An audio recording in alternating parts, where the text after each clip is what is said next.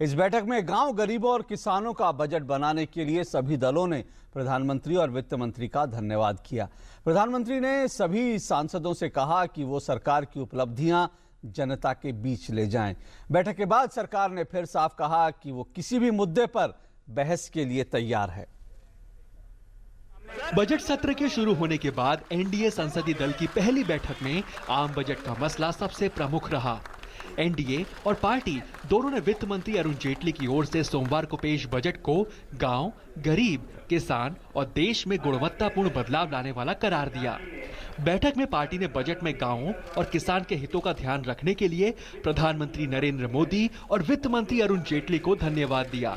सरकार के द्वारा देश के विकास, देश के गरीबों, देश के किसानों, देश के नौजवानों और देश के कमजोर तबकों के विकास से संबंधित विभिन्न कार्यक्रमों और विभिन्न योजनाओं के बारे में विस्तार से सबको बताया गया।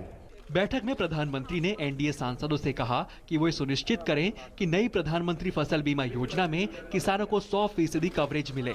पीएम ने सांसदों से सरकार की उपलब्धियों को जनता तक पहुंचाने के लिए भी कहा। बैठक में पार्टी अध्यक्ष अमित शाह ने प्रधानमंत्री और वित्त मंत्री को अच्छे बजट के लिए धन्यवाद दिया। बैठक में वित्त मंत्री ने बताया कि पूरे विश्व में जारी आर्थिक मंदी के बीच सरकार ने इस तरह से बजट बनाया है ताकि विकास को बढ़ावा दिया जा सके। नायडू ने कहा कि विपक्ष तमाम मसलों पर जनता के बीच भ्रम फैला रहा है और एनडीए सांसदों को इसका जवाब देना होगा। सरकार की ओर से साफ कहा गया कि वो हर मसले पर चर्चा को तैयार है। हम हर मुद्दे पे चर्चा के लिए भी तैयार हैं, लेकिन हमारी केवल यही विपक्ष से भी रिक्वेस्ट है कि आप डिस्कशन करिए, डिबेट करिए।